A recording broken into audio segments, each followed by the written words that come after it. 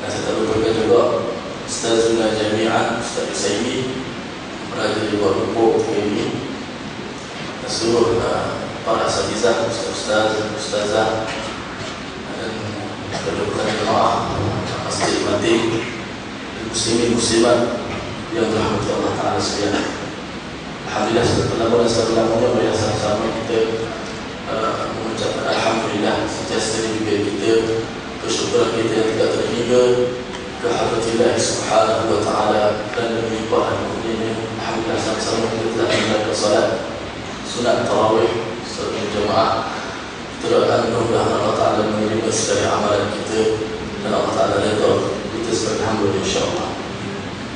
Maka alhamdulillah, sebentar tadi telah saya membaca sepotong ayat, dua ayat daripada surah Al-Imran, kemudian diikuti dengan surah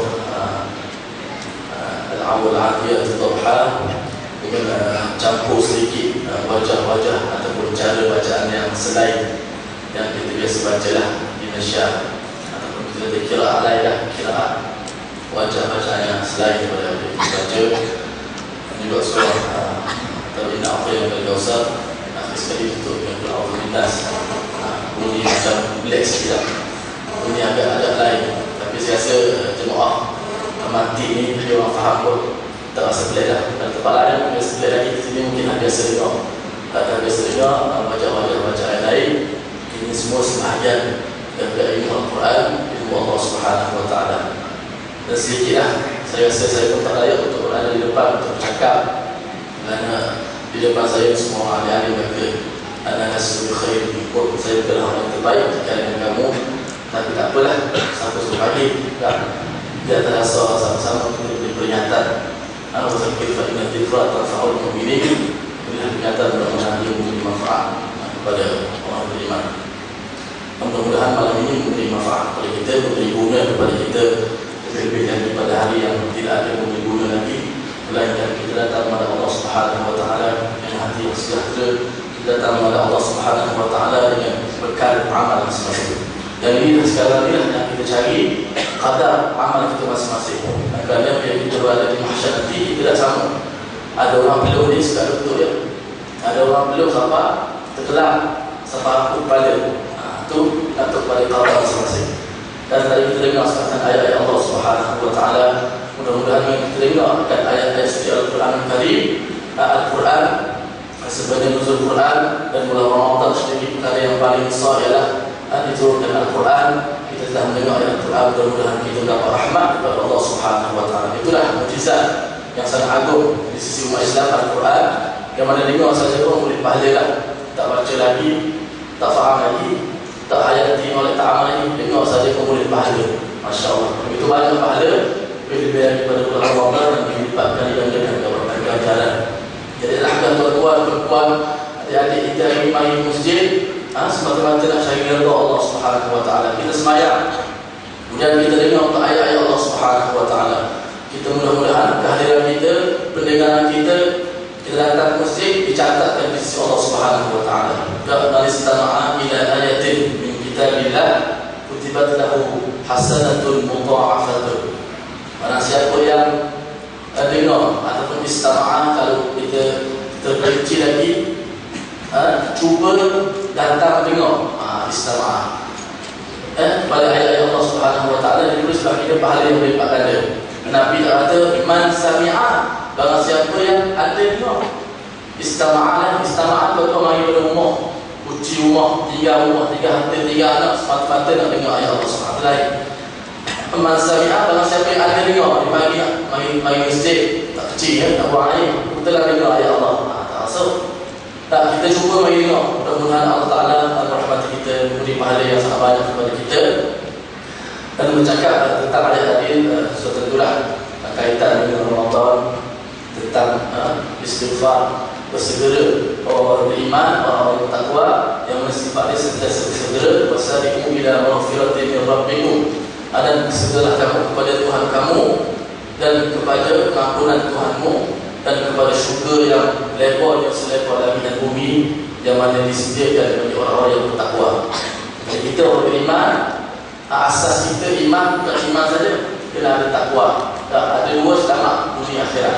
Ada satu saja iman, tak boleh, tak masuk neraka dulu. Kalau ada takwa, insya-Allah terjamin masuk syurga dengan izin Allah. Kena ada dua takwa. Dan sentiasa kita bersegera cepat untuk memohon keampunan daripada Allah Subhanahu wa taala. Ini sifat orang takwa. Lebih-lebih lagi pada bulan Ramadan, istighfar sangat-sangat dituntut. Istighfar tidak kira istighfar macam mana pun. As-sayyidul istighfar, Allahumma anta rabbi sampai akhir ke. Allahumma ghfirli, yang paling malas sekali Allahumma ghfirli boleh. Allah ampunkan aku. Tak apa dah. Dan Allah Ta'ala ampun, tak payah minta lebih lagi. Tak asal minta dah dari bagi neraka. Tak. Saya orang Terengganu, kalau cakap nama sikit apa yang Terengganu ni kan. Saya pun tak faham pula. Tak malah. Jadi istighfar dalam Al-Quran Allah sebut memberi keajaiban. Macam mana kaum Nabi Nuh, istaghfiru rabbakum innahu kana ghaffara. Minta ampun kepada Allah Subhanahu wa taala, sedangkan Allah Taala Maha Pengampun.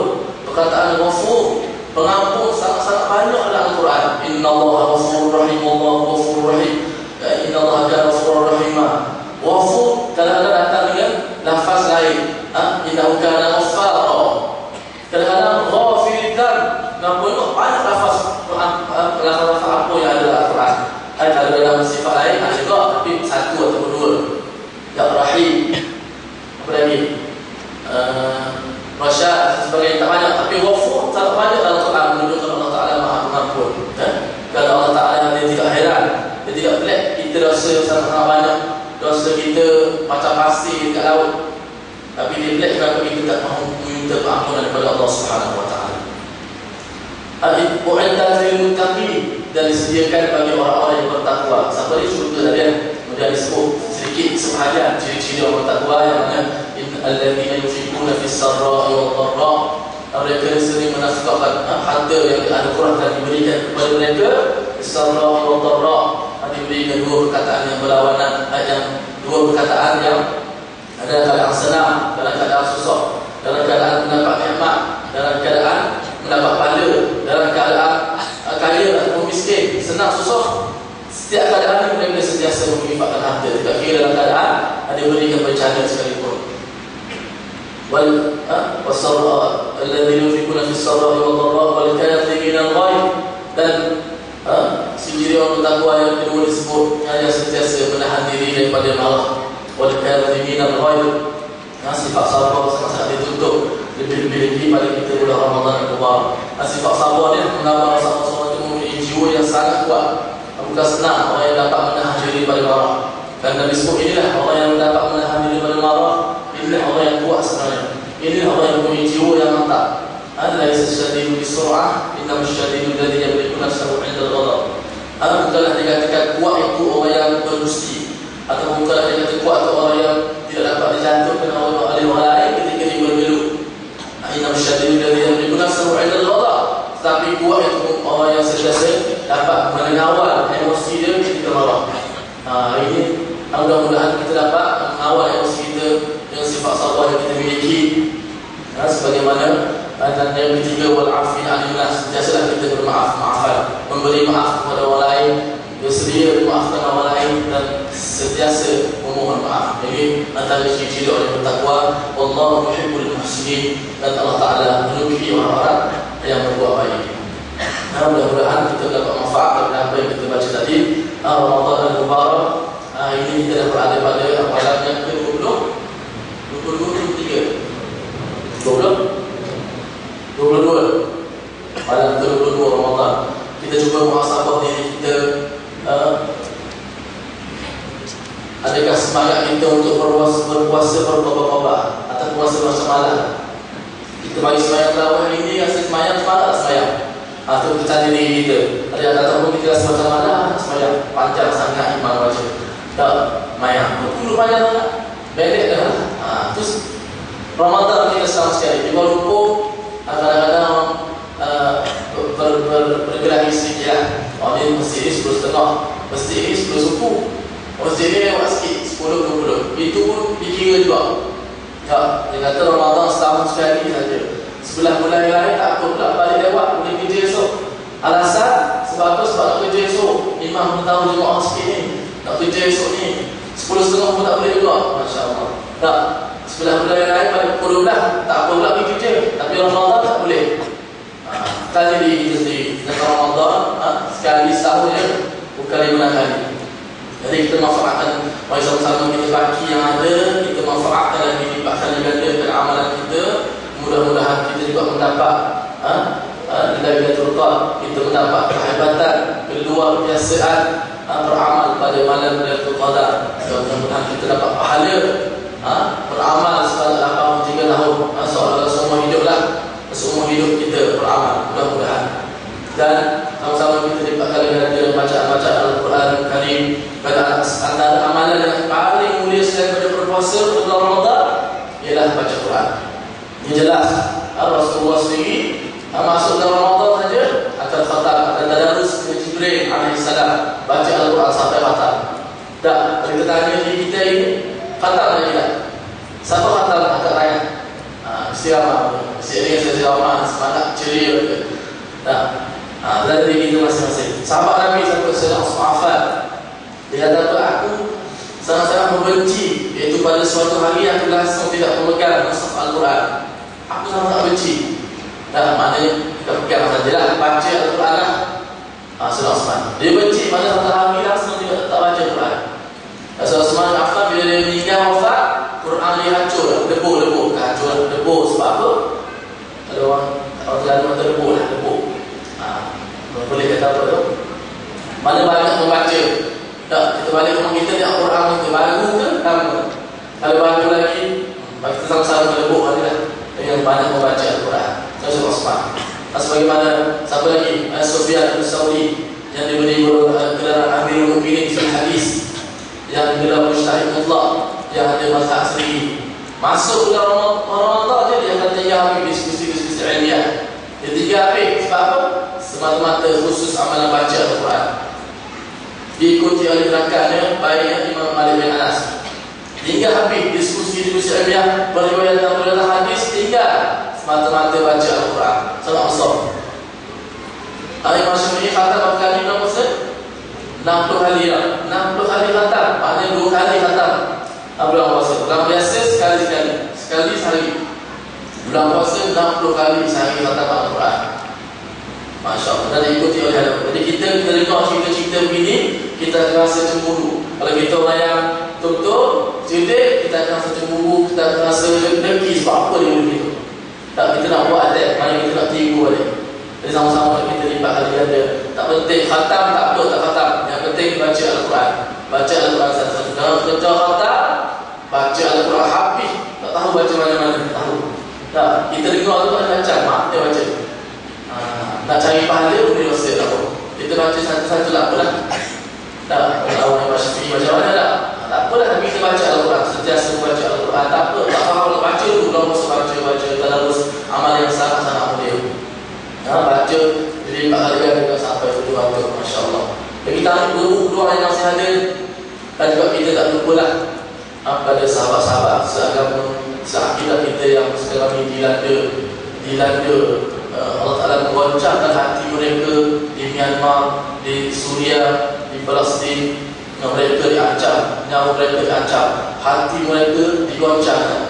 Hunalika batuliyal mu'minuna wa zulzilu zilzalan syadidan. Di sana orang beriman, hati mereka digoncangkan. Wa zulzilu zilzalan syadidan, goncangkan dengan segoncang-goncang. Kita dengar ayat Al-Quran saja, tak faham makna boleh dengar pelik. Zulzilu zilzalan syadidan. Bunyi tu pelik lah, bunyi macam dahsyat. Makna dia begini lah, digoncangkan dengan segoncang. Kita tak lagi, kita tak diuji lagi betul lagi. Macam mana kaum perempuan, anak-anak kecil yang sebelum dibunuh dicabut kuku dulu, dicabut kuku mereka. Kita dengar Allah, begitulah. Dicabut kuku perempuan sebelum dibunuh, dirogoh sampai mati pun ada. Dirogoh sampai mati pun. Tak mikir kita.